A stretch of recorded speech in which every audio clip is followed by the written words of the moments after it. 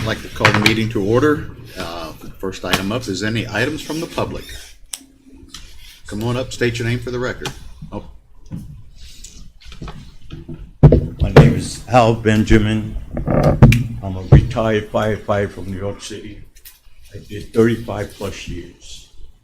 I'm here today to speak on the policy of employment of family members, which is considered nepotism. The policy number is PR-7. Was adopted, date was April 27, 2006. And the effective date was the same, April 27, 2006, revised December 21st, 2017. I just want to clarify a few things. I'm here not to change the nepotism policy. That's not why I'm here. I'm here for the fire department of Berkeley County to see, because this policy, it's not, shouldn't be covered under the fire department, because the fire department itself is done on the merits and qualification within its own organization. I am living proof of that. I have no siblings. My father, not anybody was in the fire department. I started in an engine company. Then I went to a truck company. Then I went to a rescue company. But in order for me to go to this rescue company, I had to find out what the qualifications were. I went and got the qualifications, and I did all this on my own merit, not through any organization.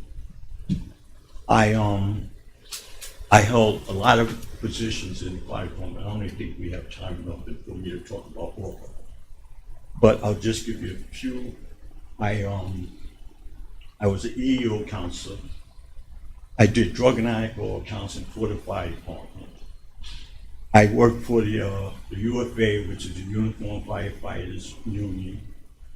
I was a delegate, or what they call a battalion delegate, which is, I was in charge of 13 special operation companies, which is the rescues, the squads, and the hazard material units.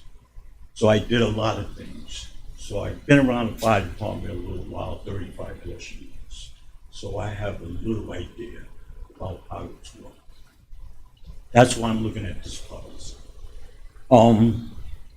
I see on this policy, it actually says a Berkeley County policy to hire. I knew that was. Excuse me, sorry.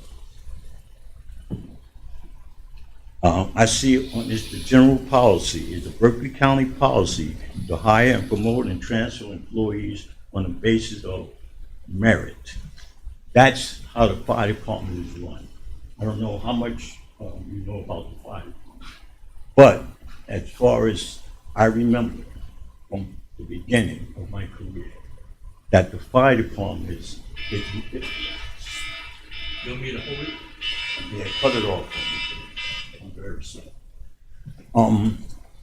The fire department, for as I know from the beginning, and like I said, I've been there a little while, it's run on merit and qualifications. I'm standing here as living proof of this because I was told, now remember I started in 1977 as a black man. So I know about obstacles, which I don't have a problem with that. And like I said, I'm living proof that the fire department is run on merit and qualification. I found out what you needed. When, in my time, in order to go to a rescue company, you had to submit a resume. And normally, for any other company, it's called a CD30, which is a transfer. So I found out what you needed to go to a rescue company, and I got those qualifications. You had to have a specialty, a trade, which I'm a pretty good welder. So that was my trade. And you had to have 10 years in a busy firehouse, which I didn't have that problem because I always wanted to be in a busy firehouse. So I'm saying under this policy, I say that it shouldn't be, the fire department, Berkeley County, I don't think should be under this policy. So all I'm looking and suggesting is that maybe the fire department of Berkeley County could either have a waiver of this policy, you know, because if you know anything about the fire department, it works on merit and qualifications. There's no doubt in my mind. So I'm going to leave it like that for now. Thank you very much for letting me speak. Thank you, sir. Any other items from the public? Oh, I'm sorry. Yeah. I spoke to Mr. Delgatti. Mr. Delgatti sent me to the chief, Marty Roberts, so I spoke to him too, which is a good thing. So I took the steps that I had to take. So now I'm back to the commission. So thank you very much. Thank you. For letting me speak. Thank you. Yes, sir. State your name for the record. Hello, Corey Rodriguez, 498 Woolen Mill Road. I've been up here before in the past, spoke about the ambulance fees and getting that where the residential just doesn't pay for it all. And, I think the proposal that they came back with is fair and is going to level that out with commercial helping out. I also spoke about when the water district asked for the rate hikes and how, because you guys as a council can't add impact fees or other taxes to our county, we don't have money from the growth that we are getting to help pay for all the growth that's needed and created by the growth, which is structure, all infrastructure, water, sewage, stormwater, ambulance, fire and police. Utilities need to expand, electric, gas. You need roads, bridges updated, intersections, and one of the biggest things is your schools. And all this uncontrolled growth and the demand for bigger schools, it's creating overcrowding. One interesting thing I heard a couple weeks back at your subdivision ordinance public hearings was the man from the Board of Education stated that Berkeley County has 8 schools over 100 years old. I mean, to me, in our country today, to have buildings over 100 years old, that's unacceptable. We're failing the children. We're holding them back. And so I've been thinking about this and, what's the best way? You guys, your hands are tied. You need the state to make changes to give you the tools you need so that our growth can fund this growth further. And the reason you really need to do it is because unfunded growth and, who ends up funding it? It ends up discriminating against students, low income, and fixed income people or families. And, we just can't continue to expect them to pay for all these upgrades we need. So I propose to this council that they put a hold on all new residential developments until one of 2 things happen.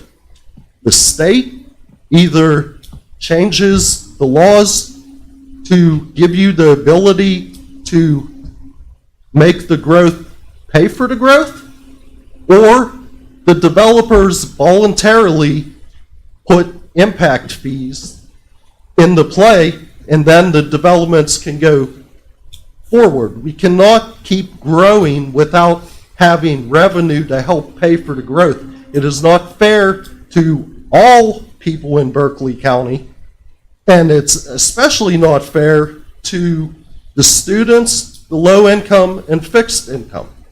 I mean, in America today, you hear all over the TVs, we need equity, we need equity.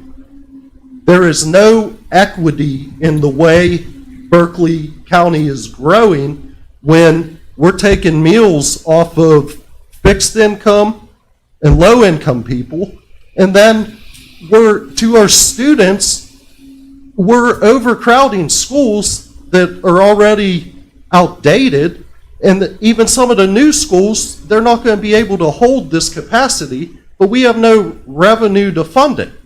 And I know there's stuff out there, and one of the funny things was I got my property real estate tax a couple weeks ago, and I opened it up and I bust out laughing because in the 7 years I've been here, it's went up 192%.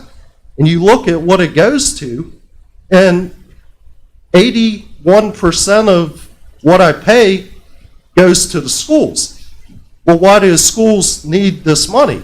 Because we're growing and we have no way to fund them. And the other thing you got to think about with these students is all these kids had to go through COVID. So most of them lost a year, year and a half, 2 years of schooling. They're never going to get that back. So now the same generation of kids that have to struggle through losing in-person schooling for a year and a half and 2 years is now going to have to struggle with overcrowded schools, underfunded schools. I mean, how is that fair to those kids? It isn't. So I'm saying you don't have the tools to put in place the financing we need for the growth, to pay for the growth, so let's put a hold on it. And if the developers are upset, hey, this is why we can't do it. You want to help us? Go down to Charleston and explain to these state legislators that you guys, our commission, needs the power to put impact fees, to add hotel taxes, to add a county sales tax, whatever it takes. We need money to go to fund growth, because if we continue the way we're going, you're going to have to say, Berkeley County is a great place to live, asterisk. Unless you're a student, you're low income or on fixed income. And I personally, I was raised that, don't matter who you are, you're a person. Everybody's treated the same. So I'm here today to ask you guys to do this so we can stop the discrimination against our students, the low income and the fixed income. And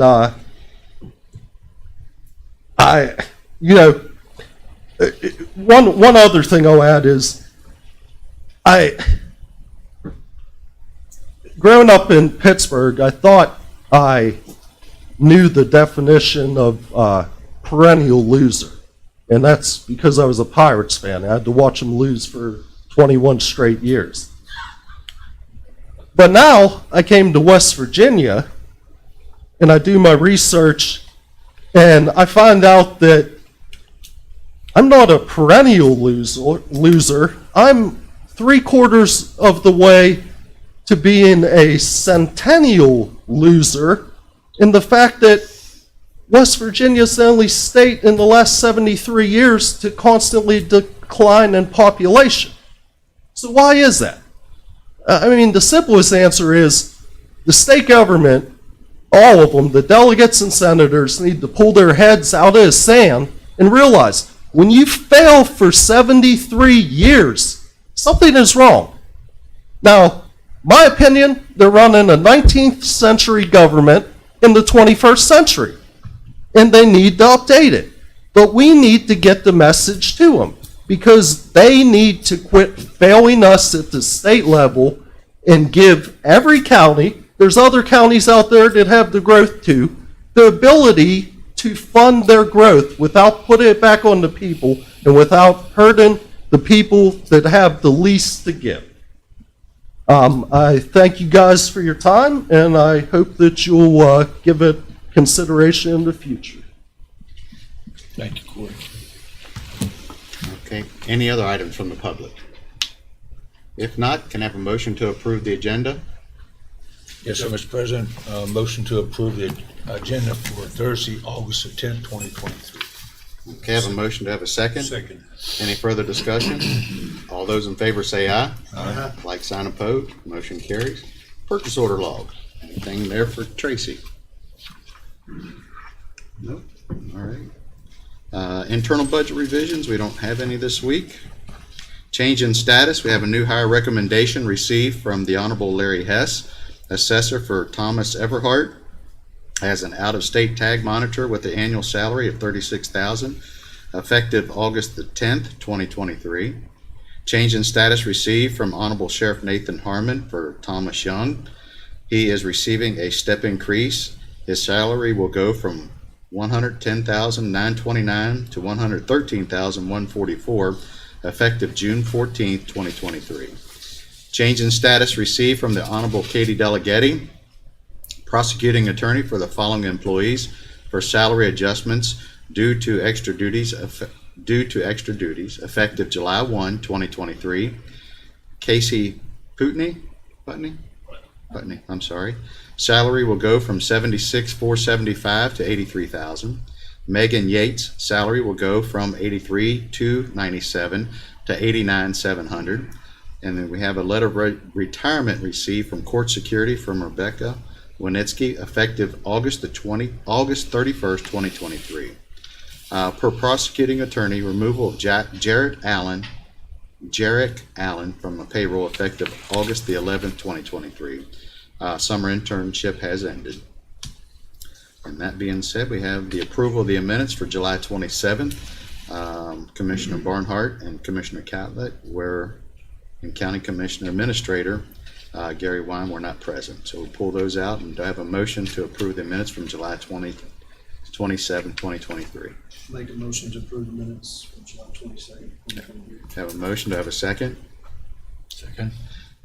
Any further discussion? All those in favor say aye.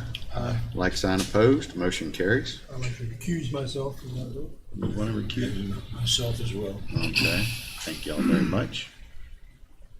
All right. Where did I go to here?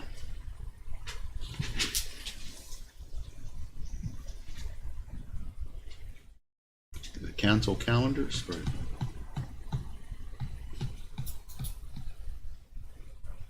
There we are. We are meeting here today on August the 10th at 9:30. And then in August of next month, we have Fire Board tonight at 6:30 p.m.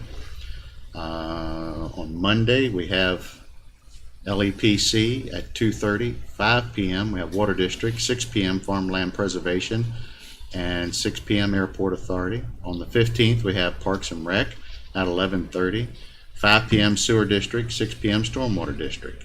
On the 16th, we have the Solid Waste Authority, and on the 17th, we have the Museum Board meeting. First one, that's what I was just thinking.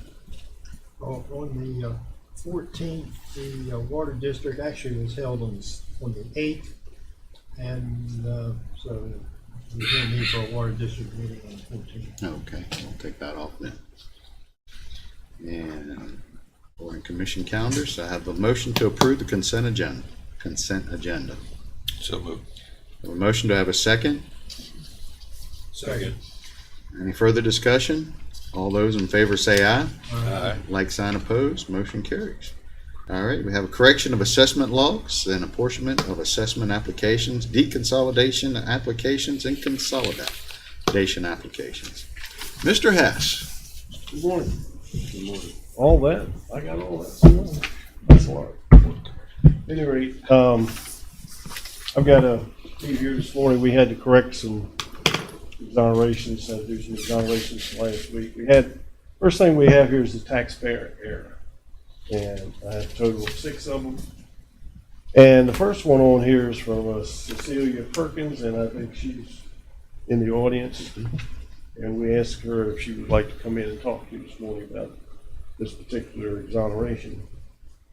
it was taxpayer error because she made online, she filed her taxes online, and there's a Jeep that she had that she got rid of, but she said she tried to get it off of the program and it wouldn't go off of there. But anyway, it got submitted as being returned as being owed, or got in the system as a bill. She got the bill, she brought it in and showed us where she sold the Jeep.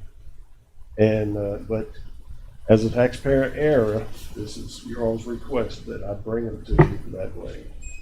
And so it's on there as a taxpayer error, but she's here to give you a, listen to her side of the story if you would take a minute to listen to her. I tell you what, why don't we go ahead and go through your other ones Okay. first, and then we'll come back. Okay. Okay, so we got, for the taxpayer error, I've got a total of 6 of them.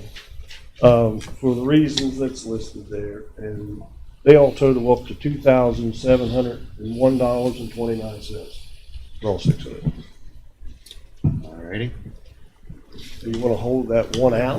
We'll pull that one out, but, It's hold out because we got a we'll, person coming and talking. so we'll pull the Cecilia Perkins ones off, but we'll take a motion for the other 5 there. Yeah. Okay. Do I have a motion for the 5 remaining taxpayer error exonerations? For how much? Well, I don't know. 23, 2,701.29 minus 401.46 if you got it. So moved. It's $22.99. okay. Have a motion to approve the taxpayer error exonerations minus the 401.46. $2,299.83. For that amount. Okay. Do I have a motion? Make a motion. I made the motion. I'm sorry. Second. Do I have a second? Second. Any further discussion? All those in favor say aye. Like sign opposed? Nay. Motion carries. Denied. Motion to deny. Carried. Sorry. Motion to deny. No, it wasn't a motion to deny. Motion to approve. and Motion fail. to approve but failed. Yeah. Sorry about that. Thank you, Anthony. All righty, Mr. Hess. Okay, so office error of personal property. We have a total of 8, 16, I think, 20. Total of 20, 3 pages over there. And as they're listed for the reasons that we had to do that, total of all 3 of those for 20 exonerations comes up to $4,791.73. All righty. 20 personal property tax exonerations due to office error. Do we have a motion to approve? So moved. A motion to have a second? Second. Any further discussion? All those in favor say aye. Aye. Like sign opposed, motion carries. To approve. Good, thank you. 14 real estate. Yeah, these we had to correct, the majority of these, if you see, they're all Berkeley County Council, these are the ones that the council purchased property last year, they came out, shouldn't have had a bill, but we corrected them. And most of them, except for that first one's the Humane Society, it was, should have been tax exempt, we had to correct that, but, there's a total of, I think we have 2 pages. Total of all of those comes up to $6,587.20 for those real estate. All right. Do I have a motion for the 14 real estate tax exonerations? So moved.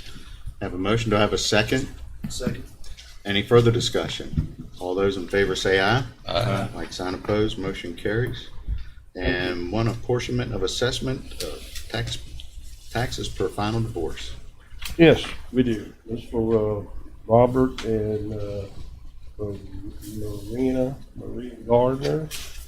They had 3 automobiles, total assessed value of $27,537. We split the bill for them. He got 2 vehicles, she got the other one, and So I need your approval for that so we can get them a separate bid. All righty, motion for separation apportionment of taxes. Mr. President, I move to accept the apportionment of assessment of taxes per final divorce order for the Gardners. All right, have a motion. Do I have a second? Second. Any further discussion? All those in favor say aye. Aye. Like sign opposed, motion carries. And one application for consolidation of property. Yep, in Hedgesville District for DUVV Properties LLC, they had 5 properties they want to put together to get one tax bill, so we consolidate them and need to get your approval on that. Okay. Do I have a motion to approve the consolidation of taxes or tax? I'll make a motion that we approve the consolidation of property. Have a motion. Do I have a second?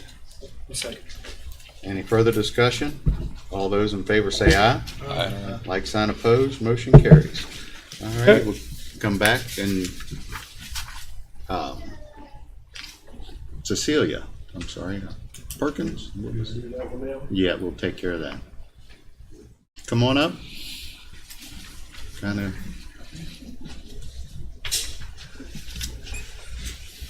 Good morning. Good I morning. am here this morning to ask for a partial exoneration on my personal property taxes.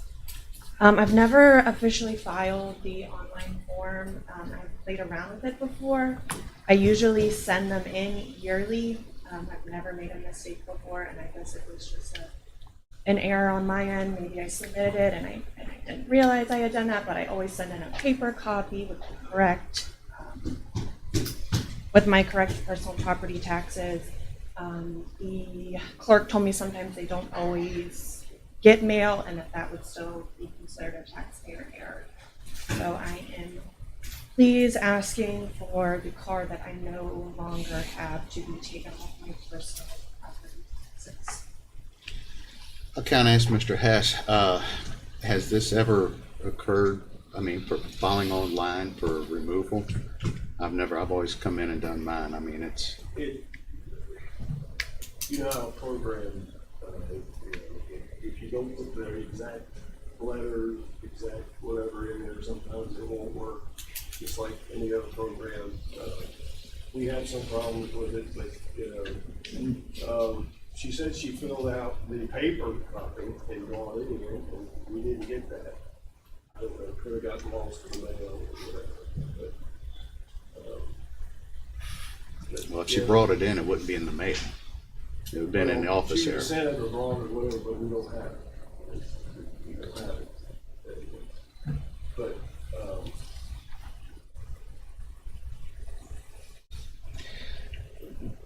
The good news is that even if you have to pay this, you're gonna be able to get credit for it. And they're gonna make it effective July 1st now instead of January 1st. Where people were only paying half their personal property, they're now gonna get full credit. The way I understand through this session they just had, that you're gonna get credit for it, the whole amount. And it'll be credited to your state taxes next year. So. Half of it you can claim on a 2024 tax return, but the second half is due in 2024. The first half, there's still going to be a credit. I understand they're gonna reverse that. No, the only change that they made was when you paid that second half. You paid the second half now versus next year. Right. So it would still be on your 2024 income tax return in 2025, based on your 2023 property taxes. The legislature wants to make it as easy as possible for you. It's very confusing, but it's still just this year, half of your tax, you get a credit on going forward and beyond for personal property. Sounds clear as mud to me. Well, Ms. Perkins, I will kind of look at my board up here. Normally, I mean, for the obvious reasons, we don't approve them. But I'm not saying that you didn't file them. It's just, I don't know if it was mailed, lost in the mail, or if it was brought in and lost in the office. That would constitute an office error, but I'm not sure how to prove that. So, with that being said, is there a motion regarding the $401.46 for Miss Cecilia Perkins? I'll make the motion so that we approve the exoneration for $401.46. Have a motion, do I have a second? Second. Any further discussion? All those in favor say aye. Like sign opposed? It failed. Sorry. Thank you. Thank you. Mr. President, before Yeah. we proceed, there was a canceled check. Two. Not paid it request. Two. Two canceled checks. Yep, I Stop went, payment check request in your packet. I believe when they pulled the cheat sheet for you, it was for the wrong check and they were added. okay. You have one to stimulus software for $1,693.95, and one for $4,800 to the West Virginia Prosecuting Attorneys Institute, which we need to acknowledge. Okay. We'll go back. That been on the consent agenda? It was. Okay. I went right past it. It wasn't on my But sheet. it wasn't. It wasn't on the wrong sheet. sheet. Okay. The wrong sheet was pulled, but they weren't posted on the agenda on the website. Okay, you want to amend the consent agenda to include the canceled check request? Who made the motion to approve the agenda? It was paid. Eddie and Steve, would you all move to amend your motion? Absolutely. Absolutely. Okay. Motion, amend the agenda, consent agenda to include the canceled check request. And a second, and all those in favor for the amendment, say aye. Like sign opposed, motion carries. Did I do that right, Anthony? Okay, thank you. All righty, let's see. Board of meeting reports. Mr. Boyd, what do you have for us? We had a Roundhouse Authority meeting this month. Sort of business as usual, moving along. The market is getting bigger and better every week. Farmers market is continuing to grow. It's been a great year, kickoff down there. We have some emergency electrical work that needs done. Working to get processed and finished down there in the roundhouse itself. Some old wiring that used to run up and over the top of the building to an office. It's got worn and needs replaced. Okay, so we're working on that. And then we're still waiting on a permit from the city to start work on the elevator and steps. And big fundraiser coming October 7th. It's a big part of what we're working on right now. Good deal. All right, Mr. Barnhart. Thank you, Mr. President. I had a Berkeley County Public Service Water District meeting on Tuesday. They reviewed and approved the task number 4 for Hazen Engineers with respect to the construction of the Bunker Hill Water Plant for a measly $2.8 million. They approved the design plans for Cardinal Point, Section 6, 70 townhomes, 14 villas. Weber Springs, 40 townhomes. Spring Mills Town Center North and South Brook Office, all side water main. They reviewed the end of the year 23 budget, which came out pretty good. And that was about it. Okay. Thank you very much. Mr. Catlett. No board meetings this week, but I did attend on Tuesday afternoon. Patrick Morrissey had a town hall meeting here in Berkeley County. And I got to speak to him one-on-one for about 15-20 minutes after the event. And has a very good chance of being our next governor. So, and then the only other thing, I'll be at the youth fair tonight representing the county this evening at our booth down there. So. Very good. Eddie, what do you have for us? Yes, sir. Friday, we met with the planning and engineering staff for the subdivision roundtable discussion. A lot of good input from that community to be able to work within the regulations that we're looking at to propose to accept at some point. We've got, I think, 2 more workshops to do one of which I won't be able to, the next one I won't be able to attend, I'll be out of town. Also, the planning commission meeting that was scheduled for Monday night was canceled due to the weather. I went to the youth fair. Brian Ross and I manned the tent on Tuesday evening at the youth fair, and which I also had an opportunity to speak with the Attorney General while he was here. Yesterday was the Development Authority.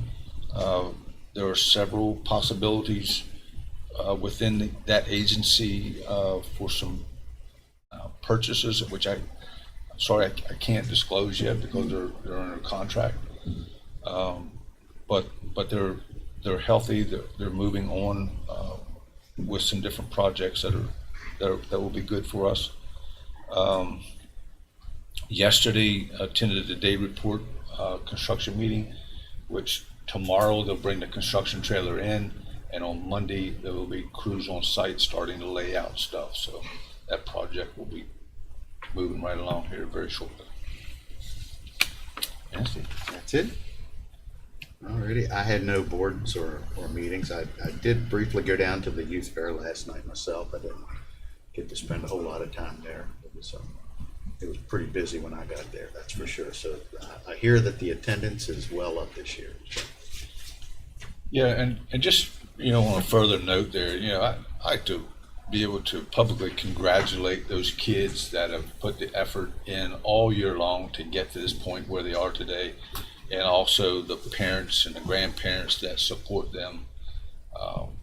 It's really a big deal in this county for that youth fair. And thank the board of directors for their leadership and pulling it all together. It's really that's the best of small town America. It really is. And I think it's one of 4 youth fairs that are left in the United States. The rest of them are really state fairs or county fairs, but this is the one of 4 youth fairs that are still. And 76th year. Yeah, 76th year. All Come right. a long way since the old days in Martinsburg High School. I can remember one year Elizabeth Taylor showed up. Yeah. And she was married to John Warner. Not this one over here. How about that? It's funny, we thought that was a nice facility, Mm-hmm. plenty of room. Yeah. Didn't take long to outgrow, did it? All righty. Any vacancies to appoint? And there's nothing here at this point. And past time, let's see, we have Darren Pabarnik for a candidate for the Roundhouse Authority. Is he here? Come on up. Tell us a little bit about yourself and why you'd like to serve on that board with our illustrious Mr. Boyd. Yes, sir. A couple members have approached me to come onto the board. I've been a lifelong president of Berkeley County. I've been in public service since 1989 from military, fire service, now working with the city and building planning and inspection. So I have some skill set that I think would be valuable to the board. So I'm here to continue my public service to the county. Well, thank you very much. Well, Mr. Boyd, we'll start off with you. Do you have any questions for him? Or? Well, I guess one of my only questions would be, do you think there's any conflict there between the construction growth there and your position with the city? No conflict. If it was a conflict, then I would use it just like you all would do, have to recuse yourself. And it's the skill set of what I have, the knowledge of how things should be proceeded and how we should go. I'm just one person on that board who has an opinion. So it's a board decision. Okay. Mr. Barnhart. Why the Roundhouse Authority? I was approached by a couple members to join. They thought I'd be a good asset to the board. Well, yeah, I don't want you to say, oh, they came to me. Why do you want to be on? Why do I want to be on the board? Why the Roundhouse? I love history for one. Okay, well, you Actually, gotta give me something. I had a great uncle who actually worked there during the times when they had to ride and outreach of the labor dispute. So I do have family that has worked there, but I've always loved history. It's one of the ones on board. I actually put them applications. Are there any other boards that you all need instances, I'm willing to do that. I am a public servant, so love to see the roundhouse grow. It's a nice facility. It's something that's unique. I love the idea of the amphitheater that they want to do. I think that's the best place to take it. Fridays at 5, whatever we're calling it now, move it down there. It's a nice, unique facility. The only way to keep that history alive is by giving people down there and use it. And that's why I want to join. Mr. Catlett.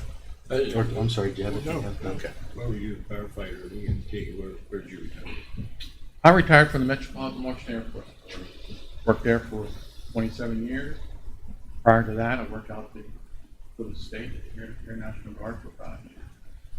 Volunteered on Baker Heights up to 2004 till my daughter was born. She had medical complications, so I had to pull back. So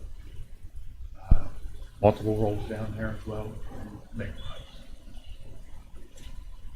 Eddie, do you have any other questions, Steve? Yeah, I just want to thank you for, being willing to give up your time. Appreciate it. Yeah, I've known Darren a very long period of time. He's a very, very good person, very upstanding person. I think he does bring a skill set to that facility that is needed. You know, every time we turn around, there's a fire or emergency related hitch that we got to work around or figure out. And he may in fact be able to provide some of that expertise of the code, understanding what's required and helping to get there. So, Darren, thank you for applying.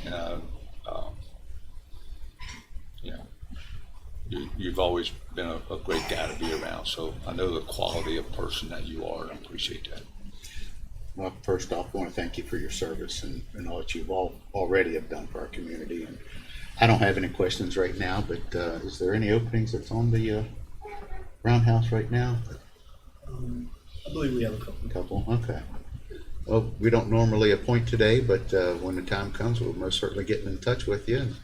But thanks for coming in and taking your time with us today. Thank you, sir. Thank you. Next up, our Honorable Tony Petrucci, the County Clerk, recognition of an employee for years of service.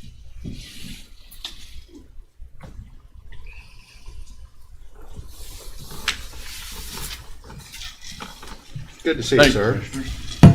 President, I'll make a short little comment myself because it's not about me, of course, today. I had to lie to her. I told her that when I got in here. We were talking about furniture. So, it's all your fault, Larry. Just a few things I want to say about this young lady who is celebrating her 20th year of employment with Berkeley County, Jennifer Ann Miller.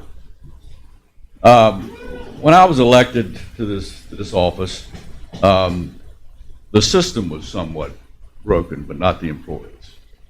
The employees were all good. They're very knowledgeable. They're really good with the customers. They know what they're doing, and Jennifer leads the way. I said she's right there outside my door, and I've noticed customer service is impeccable, along with the rest of them. So I thought it'd be a good thing to recognize. 20 years is a long time with any employment. I bet the hardest year was been this past year with you. Absolutely, absolutely. It was, I got to pick on you. First week was a little, but they've all. She's very, very good what she does. To be there at 20 years, for 20 years says it all. I'm going to let her come up here in a few minutes. I know you all have something, but I do have from the governor, state of West Virginia. Well, come on up. Jennifer? Come on up, Jennifer. We can put you on the spot too. We're an equal opportunity offender up here. Marsh is here with us today. Definitely. I'm going to read this, Jennifer. This is come on up here, right here, and you probably want to say something. You know. This is from our governor, the Office of the Chief Executive. Greetings to be known that Jennifer Ann Miller has been awarded this certificate of recognition for her 20 years of service in Berkeley County's clerk's office and to the great state of West Virginia. As governor, I commend you for your hard work and wish you the best for the future. James Justice, go. Something for you. Say a few words. Yes, we do. I'm here also. This is yours. Thank you.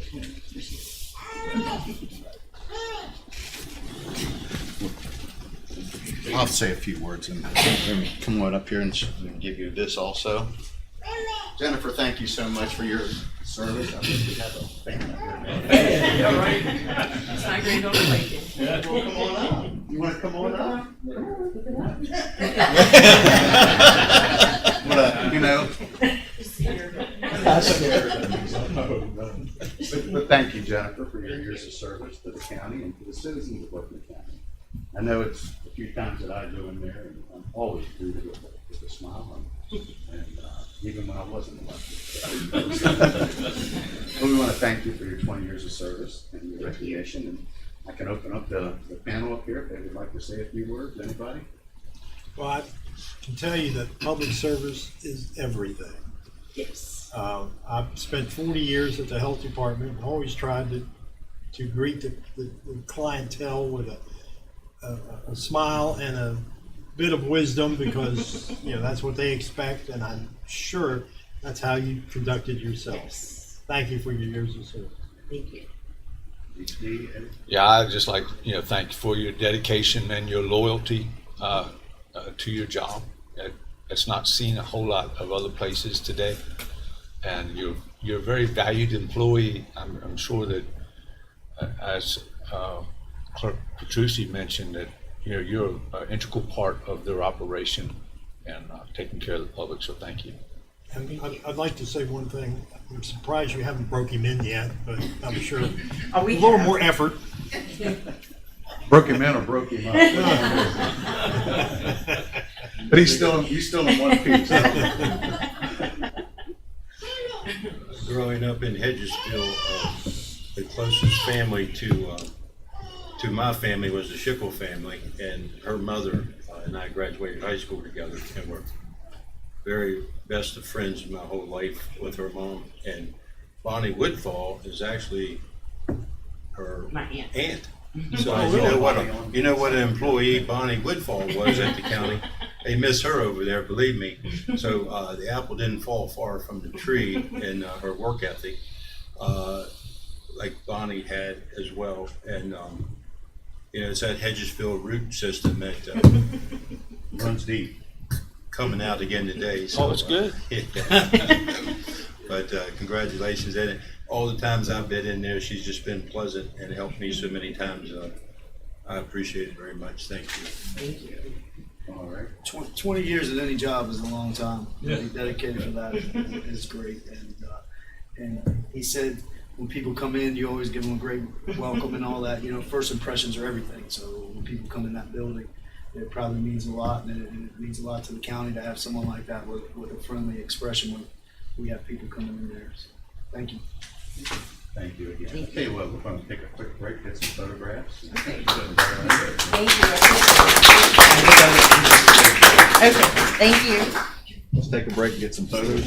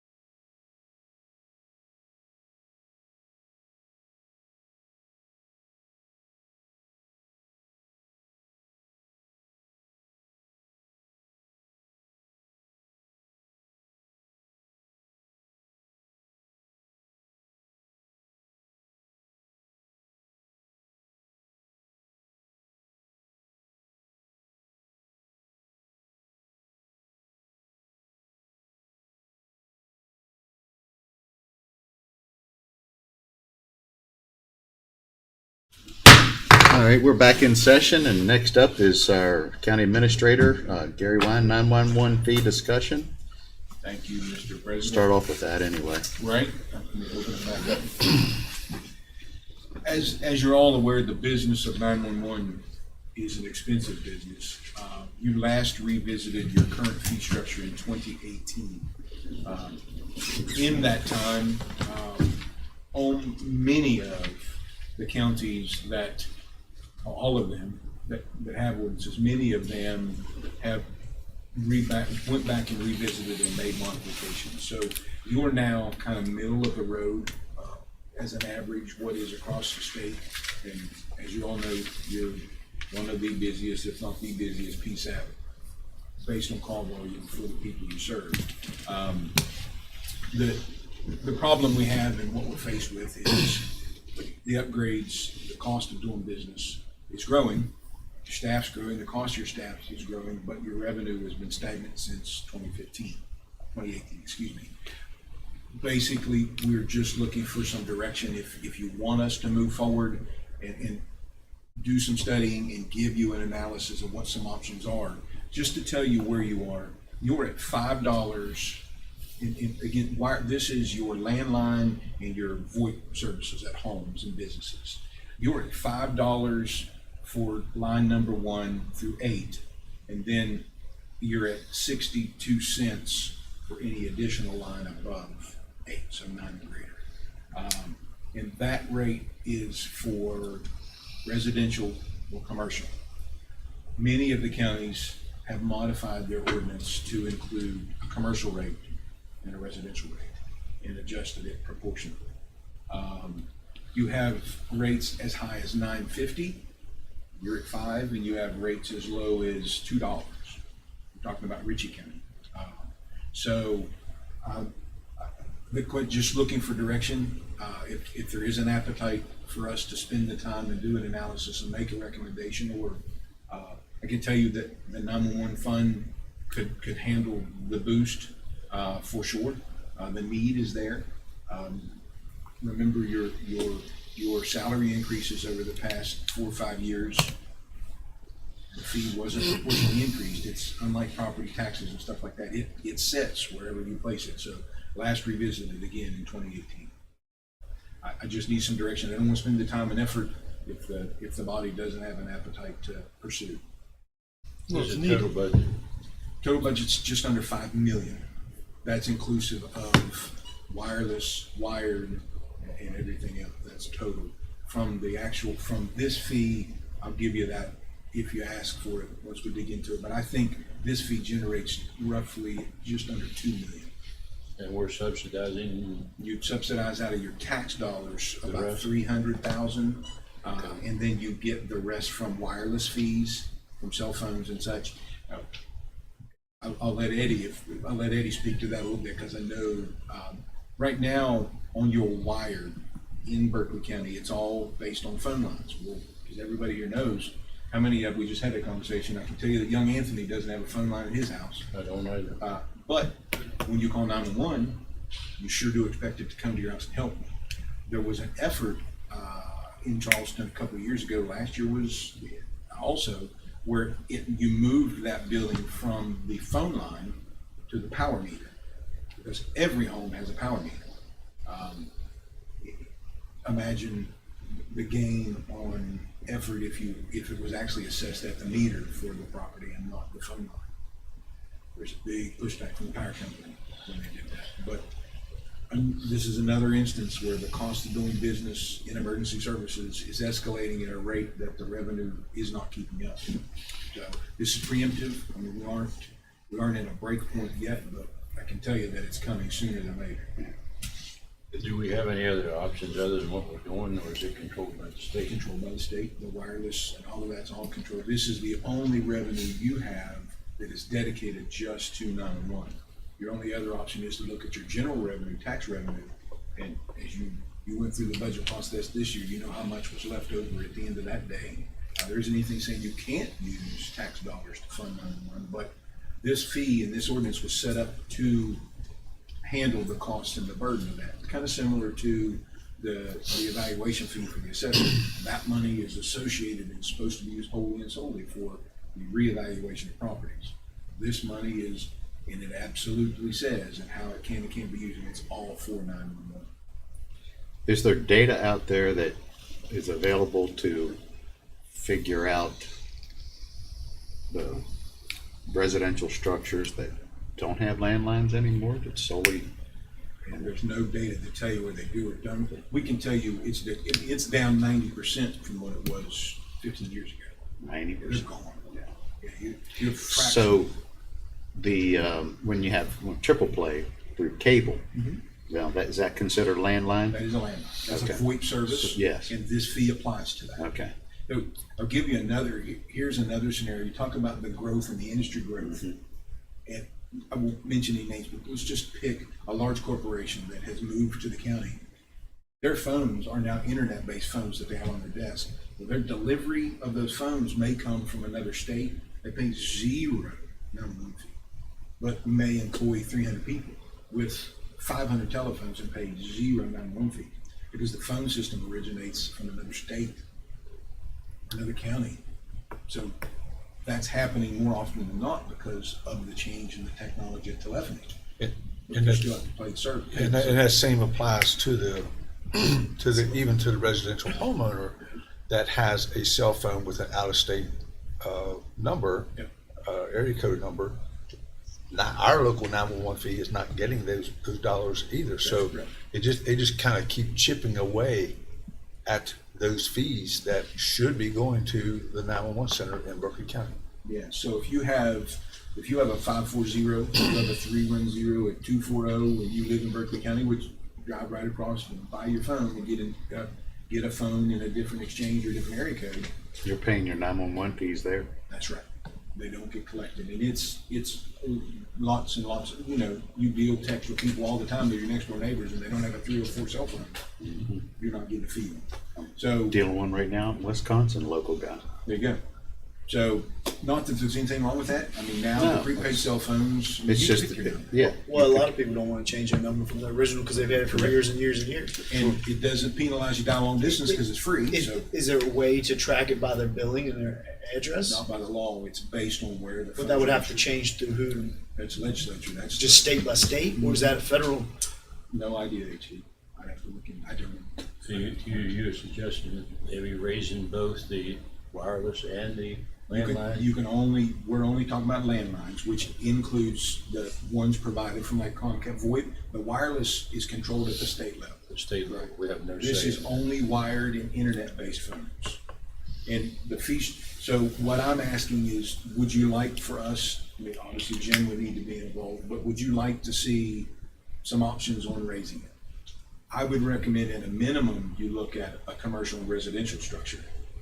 Right now, if you have communications at a commercial level, you're paying the exact same as the residential folks are paying. You went through that with your ambulance fee recently. Yeah. I don't know, it's, It may push people out of, more people to cancel their phone service. You're And then on the way. you're just getting rid of what you already have too. I mean, almost every business is going to have a phone line because they're a business, right? Even if it's voice over IP, like you were saying, or like we have that in our business, we have to have that, But Elevators, alarm lines, stuff like I'm that. wondering if we don't pressure the state on figuring out something on these cell phones, or is there a way to?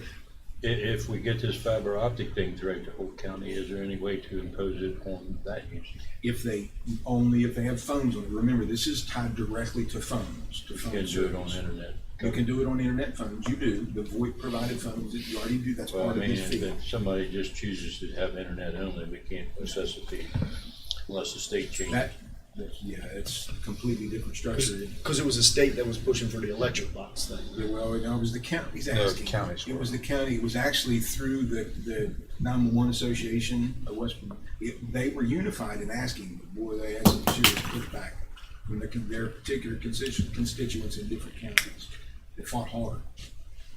But once again, and I absolutely know that the services that provide cost money. The upgrade that we just did was how much? Which, Millions. The last upgrade that just about 5 million. $5 million for upgrade for that. But the bad part of this is typically the older population is the one that has a landline. And we're going right back to the ones who Yeah, that's what I say. struggle. Not a good idea. So please, let's look at other ways for us to be able to accomplish this. And if it means getting Jennifer and her folks back on the horn with every other county in this state to start working back on these meters. It could probably, I'd hate to think, well, I would say it could be reduced by going to the electric meter. I would think so.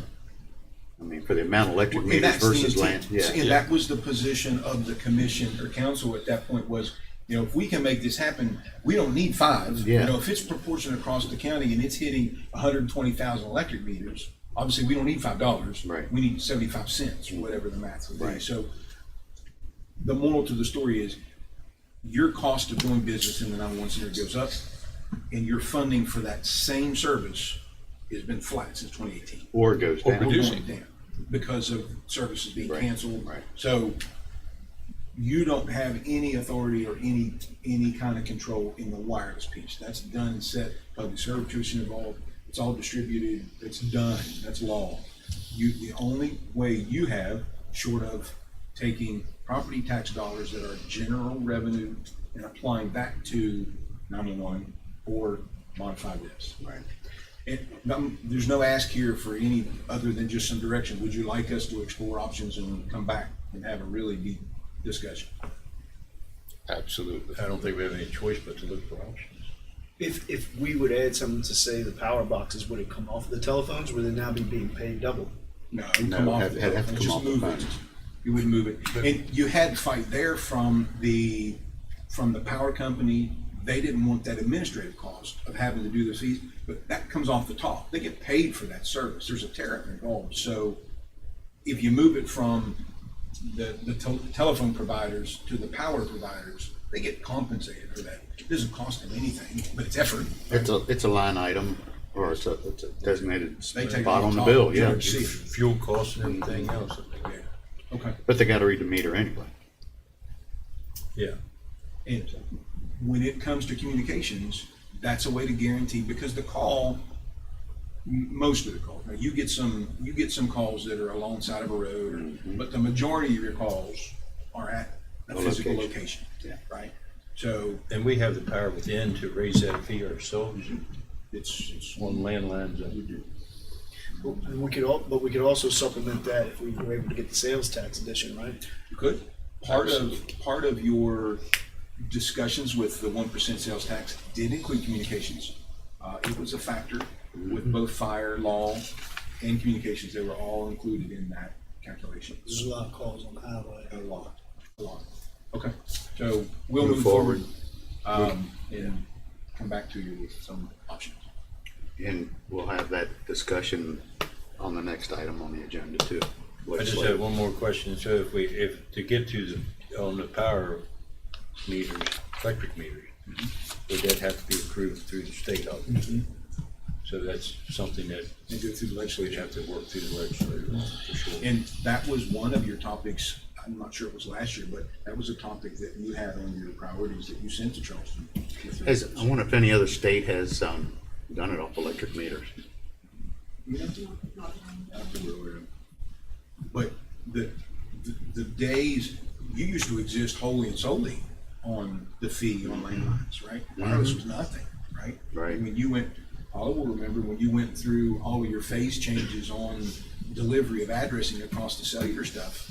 I mean, it was all about the MSAG that said at that house was the address, right? Right. Now, it's probably 85% of your calls are wireless. There's no way to do it to where your phone's addressed to. It has to be The area law code. says if you're wireless. Is that the this state applies. law that says that? Mhm. So that could be adjusted, right? That was the effort at hand. That's correct. We could get that adjusted, that'd be a big difference. That, Even though everybody doesn't register their address with their phone correctly, back to the distribution of the 911, or the wireless fees. It's not a distribution like you would expect it to be because your population is this and your call volume's that. It doesn't work that way. It's a disproportionate distribution when you put it that way. The amount of wireless phones that are relative to this county, you don't get all of that back to this county. It gets distributed throughout the state. Yeah, you should see the formula. It's interesting. Yes. Imagine that. Right. Thank you. The only other piece I have for your effort is to schedule the legislative summit. Penny's been in touch, and we're shooting for December 7th, Penn. So if For Harbor Day. if the commission sees fit, we can get to work and get everything scheduled. That's Thursday, right? That's on a Thursday. Penny, Wednesday or Thursday? Yes. It's a Thursday. Yeah. We thought we could have a morning session and then do our legislative in the afternoon, 1 to 5, like we previously done. 1 to 5. That works for me. That work for everybody? All right, I'll make it happen. Thank you. All righty. The page, okay. Right on time almost. We do have executive session.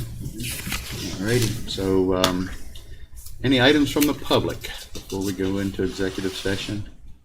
And action probably will be taken, so. Do I have a motion to go into executive session? For personnel, legal? Oh, But Anthony, he's got something too. all righty. Litigation, all righty. Yeah, so moved.